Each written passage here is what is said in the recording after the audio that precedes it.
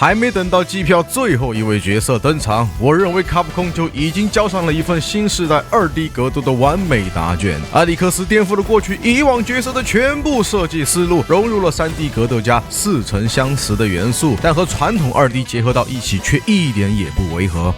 你好，我是秃头，今天我要隆重宣布，街霸6新角色艾利克斯是我目前个人觉得最完美的角色。那到底怎么个说法，竟让小秃某口出狂言的呢？首先我要和大家说到的是，艾利克斯这个角色设计之初，有一部分的成分是为了打入欧美市场而诞生的。摔跤这项运动在欧美市场有多火热，想必不用我多提了吧。而且包括我们小时候，很多人也一定知道 WWE 这个东西的存在。虽然是作为主角在剧情设定上呢，最后肯定是击败了吉尔，但实际上的游戏性能视角出发，其实这个角色是在最弱的那一梯队的。其实艾利克斯最大的痛点之一就是下段很弱，或者说没有什么招可以用。相反，我们再看性能顶端的春丽，下段单发确认凤翼扇这些高收益的下段攻防，可以说是艾利克斯在3代永远也无法享受到的待遇。而且这个下段弱势的痛点同样也出现在街霸5的游戏里，尤其是最开始的艾利克斯，尽管拳脚力回其实都挺好的，但能拿的后续呢实在是太少了。比如你看他的 2MP 和 2MK， 哪怕是站重拳也需要承担一定的风险，进攻的核心前重拳稍微远一点就无法命中对手，反而还容易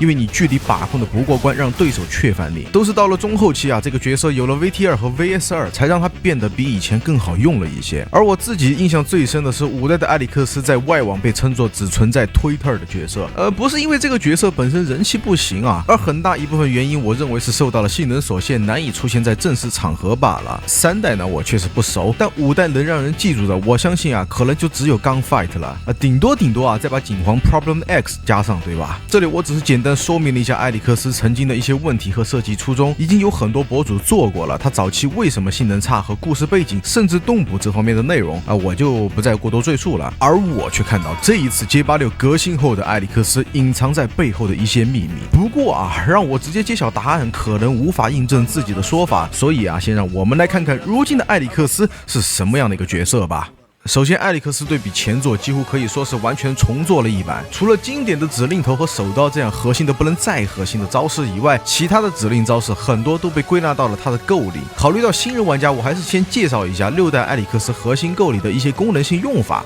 不过呢，由于是刚上线，可能会存在一些遗漏，不过对于新手了解角色的话，完全够用了。首先，进入构的状态下，艾利克斯的移动和拳脚都完全不同，他不仅可以在进构的过程中前后移动，所有拳脚都会产生变化。轻拳连点可以取消招式，并且与其他拳脚自动形成 TZG。中拳呢用来对空，重拳自带霸体，被防加针，用作强压。轻脚触发小跳，中脚呢就是曾经的28踩头，并且被防有力。重脚扫倒可以继续维持构的状态压制。前方向加拳是一个比较不错的突进招式。头也分为了普通按头和拉蹲按头。拉蹲的 DDT 呢属于和加密流氓头一样的只对上身有用的指令头。实际上，如果我们只是表面上看到它每一个招式都有什么作用的话，其实是无法让我们去理解学习这个角色的。而我们要把更多的注意力放在什么场景下进构组织进攻。这里又不得不提到艾利克斯触发构的条件了。除了我们手动进构以外，艾利克斯的蓄力重攻击和中手刀都可以派生进构。一旦进构呢，就要利用构里的各种拳脚属性组织进攻策略。然而这样的玩法呢，有别于我们过往在6代里玩过的所有角色。我相信玩过铁拳的玩家对于这种攻防手段可以说是再熟悉不过了。不过铁拳在国内的热度彻底凉呢，我也不多提，而是说设计师对于新版艾利克斯的设计理念呢，就融入了这样的一个模式。同样，这样的设计我认为也很有可能会影响到街霸后续角色的设计走向。不过这一 part 是在分享我自己的游玩心得，但我一上手实战的时候，艾利克斯的拳脚还是把我惊艳到了。他简直就像一个被横向拉长了的角色，他的下中拳距离非常远，很多别人按不到的距离，艾利克斯都可以轻而易举摸到对手的屁股眼儿。手招尽管是20帧还算合理，但如果考虑进距离位置，就很难说明这一招被打插合的难度了。除了艾利克斯重攻击进构延伸以外，斗气收益也非常恐怖。一发蓄力重拳接手刀直接没收对手 1.5 格斗气，因为它同样和老桑的重拳一样属于可以蓄力的情况，所以在对手不经意间使用的时候，往往你很难精准对策这一发重拳。我不说复杂的，加上本来又是一个新出的角色，艾利克斯在例会中只靠下重拳复合手刀，就不会输于其他许多长距离角色吧。而且你看轻手刀的击退距离和中手刀的攻击范围，拳脚短一点的角色都没有什么好的办法。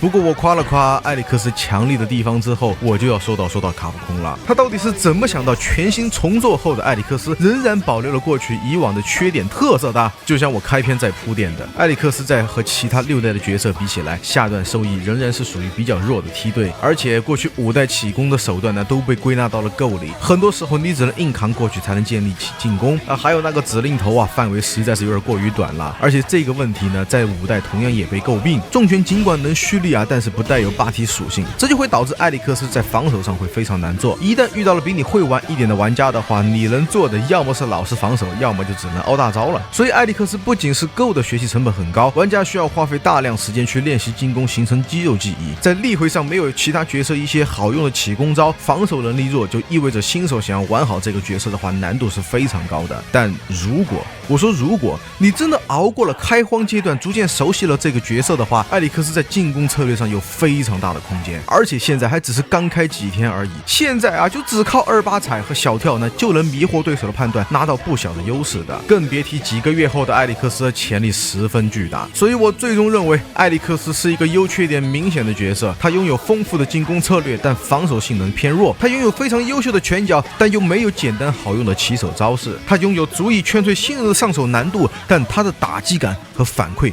又非常的爽。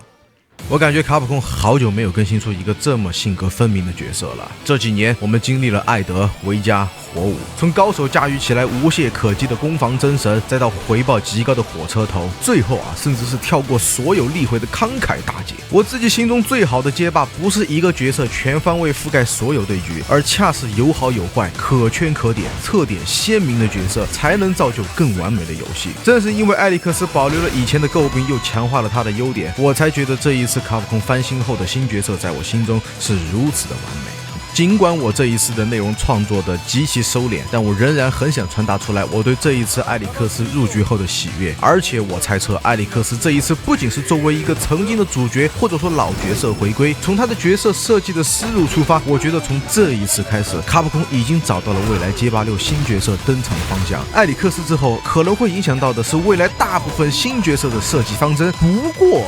要我再来回答这个新问题，篇幅已经完全不够用了。这一次我已经交出了我对新角色的赞美与答卷，下一次我将大胆猜测未来街霸6的角色设计，甚至世界观的走向。我将带着我的答案和大家一起期待未来街霸6的盛世。至此，艾利克斯之后，街霸6即将变成更加完美的游戏，但在那一天到来之前，让我们狠狠的进购，给对手一个 DDT 吧。差不多以上就是本期视频的全部内容了。新角色刚出来，文案可能具备一定的时效性。艾利克斯在未来的潜力十分巨大，尽管无法成为赖角色，但你只要体验过他的玩法，一定会给你无限的新鲜感。那么最后一个问题，如果我不是秃头，你还愿叫我一声艺术家吗？我是秃头，一位草根艺术爱好者，我们下期再见 ，Adios。